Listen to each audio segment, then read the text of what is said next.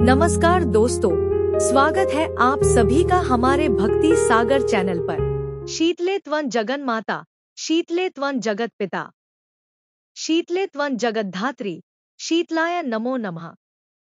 दोस्तों, आप सभी पर और आपके परिवार पर शीतला माता की कृपा बनी रहे, इसी मंगल कामना से शुरू करते हैं आज की वीडियो। आइए सुनते हैं शीतला माता की कहानी। श्री गणेशाय नमः।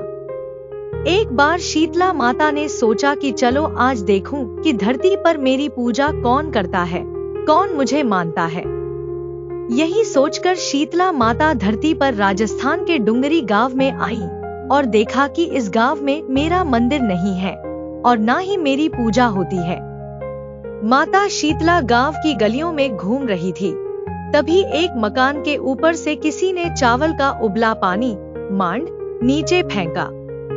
वह उबलता पानी शीतला माता के ऊपर गिरा, जिससे शीतला माता के शरीर में फफोले छाले पड़ गए। शीतला माता के पूरे शरीर में जलन होने लगी।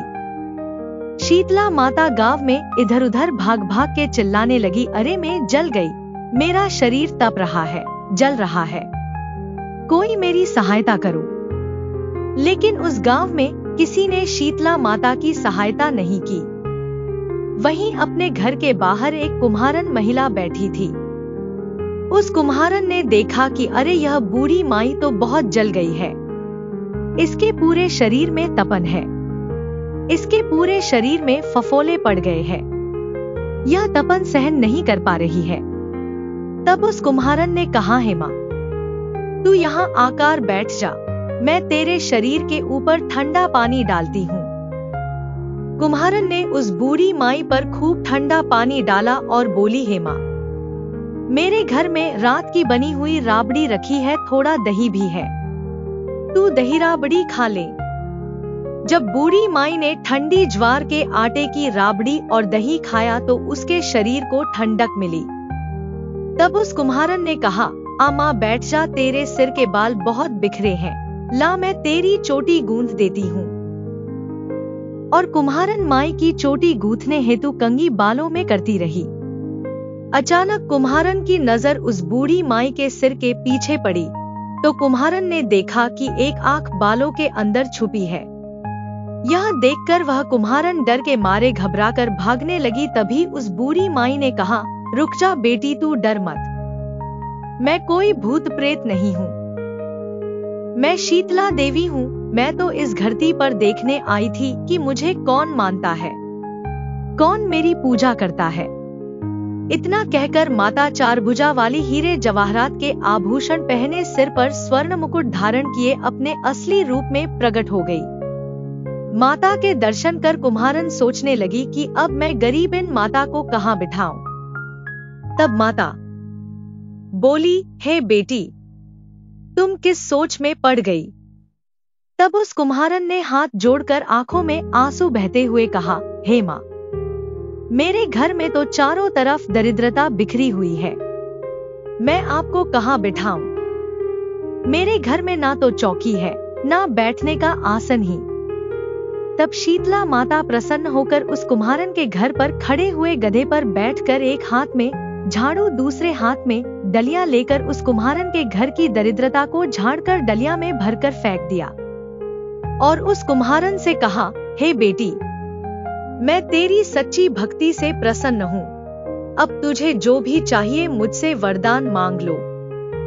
तब कुम्हारन ने हाथ जोड़कर कहा, हे माता, मेरी इच्छा है अब आप इसी डुंगरी गांव में स्थापित होकर यही निवास करें और जिस प्रकार आपने मेरे घर की दरिद्रता को अपनी झाड़ू से साफ कर दिया, ऐसे ही आपको जो भी भक्त होली के बाद की सप्तमी को भक्तिभाव से पूजा कर अष्टमी के दिन आपको ठंडा जल, दही व बासी ठंडा भोजन चढ़ाए, उसके घर की दरिद्रता को दूर करना एवं आपकी पूजा करने वाली महिला का अखंड सुहाग रखना, उसकी गोद हमेशा भरी रखना। साथ ही जो पुरुष शीतला अष्टमी को नाई के यहाँ बाल ना कटवाए, धोबी को कपड़े धुलने ना दे और पुरुष भी आप पर ठंडा जल चढ़ाकर, नारियल फूल चढ़ाकर परिवार सहित ठंडा बासी भोजन करे, उसके काम धंधे व्यापार में कभी दरिद्रता ना आए। तब माता बोली, तथास्तु। हे बेटी, जो तूने वरदान मांगे हैं मैं सब तुझे देती हूँ। हे बेटी, तुझे आशीर्वाद देती हूँ कि मेरी पूजा का मुख्य अधिकार इस धरती पर सिर्फ कुम्हार जाति का ही होगा। तभी उसी दिन से डुंगरी गांव में शीतला माता स्थापित हो गई और उस गांव का नाम हो गया शील की डुंगरी। शील की डुंगरी भारत का एकमात्र मुख्य मंदिर है। शीतला सप्तमी के दिन यहाँ बहुत विशाल मेला लगता है। शीतला माता की जय। आइए सुनते हैं शीतला माता की कहानी। शीतला माता की जय। एक गांव में ब्राह्मण दंपति रहते थे। दंपति के 2 बेटे और 2 बहुएं थी। दोनों बहुओं को लंबे समय के बाद बेटे हुए थे। इतने में शीतला सप्तमी, जहां अष्टमी को पर्व मनाया जाता है, वे इसे अष्टमी पढ़े का पर्व आया। घर में पर्व के अनुसार ठंडा भोजन तैयार किया। दोनों बहुओं के मन में विचार आया कि यदि हम ठंडा भोजन लेंगी तो बीमार होंगी, बेटे भी अभी छोटे हैं। इस कुविचार के कारण दोनों बहुओं ने तो पशुओं के दाने तैयार करने के बर्तन में गुपचुप 2 बाटी तैयार कर ली। सास बहू शीतला की पूजा करके आई, शीतला माता की कथा सुनी। बाद में सास तो शीतला माता के भजन करने के लिए बैठ गई। दोनों बहुएं बच्चे रोने का बहाना बनाकर घर आई। दाने के बर्तन से गरम-गरम रोटला निकालकर चूरमा किया और पेट भर कर खा लिया। सास ने घर आने पर बहुओं से भोजन करने के लिए कहा। बहुएं ठंडा भोजन करने का दिखावा करके घर काम में लग गई।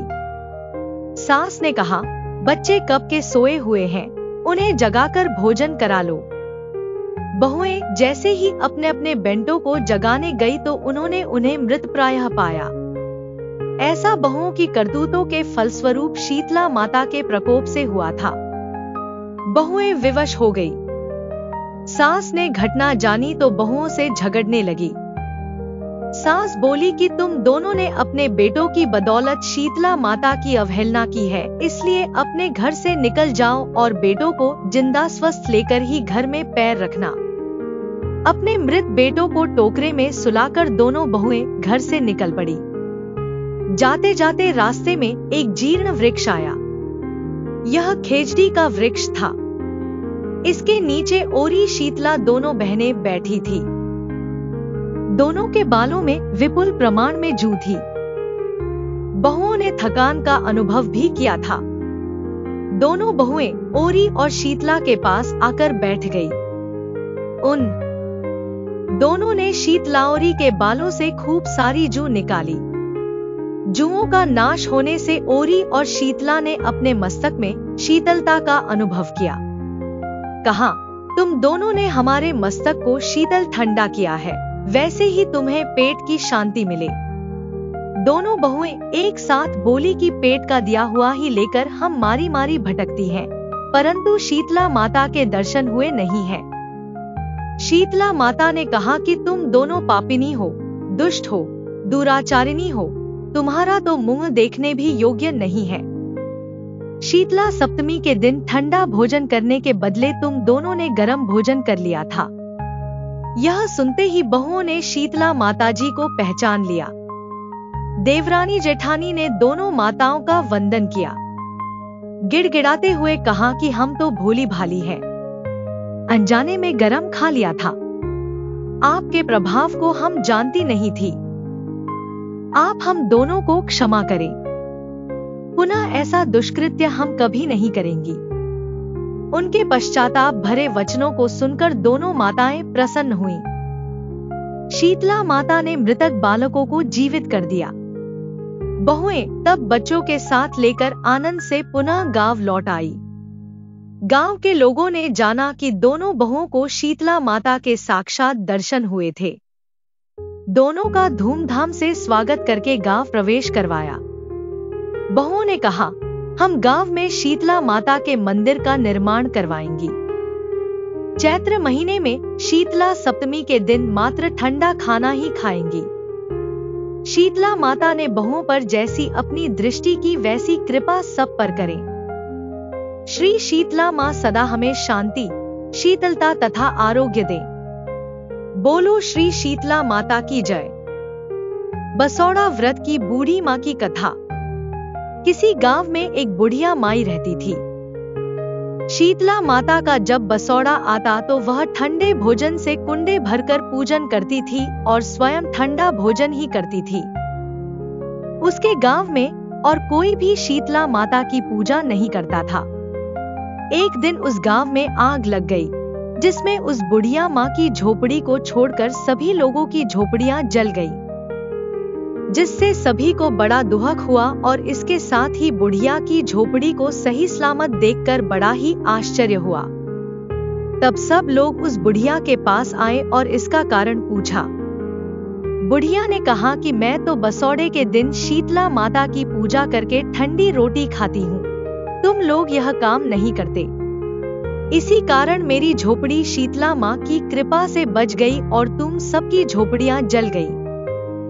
तभी से शीतलाष्टमी बसौड़े के दिन पूरे गांव में शीतला माता की पूजा होने लगी तथा सभी लोग एक दिन पहले के बने हुए बासी पदार्थ व्यंजन ही खाने लगे। हे शीतला माता, जैसे आपने उस बुढ़िया की रक्षा की वैसे ही सबकी रक्षा करना। बासी भोजन से ही शीतला माता की पूजा वैशाख माह के कृष्ण पक्ष के किसी भी सोमवार या किसी दूसरे शुभवार को भी करने का विधान है। वैशाख मास में इसे बूढ़ा बसौड़ा के नाम से तथा चैत्र कृष्ण पक्ष में बसौड़ा के नाम से जाना जाता है। ज्येष्ठ मास के कृष्ण पक्ष के 2 सोमवारों और सर्दियों के किसी भी माह के 2 सोमवारों को भी शीतला माता का पूजन स्त्रियों के द्वारा किया जाता है, परंतु चैत्र कृष्ण पक्ष का बसौड़ा सर्वत्र मनाया जाता है। दोस्तों, हमारी इस वीडियो को लाइक और शेयर करना ना भूलें और इस चैनल को सब्सक्राइब अवश्य करें। जय श्री राधे राधे।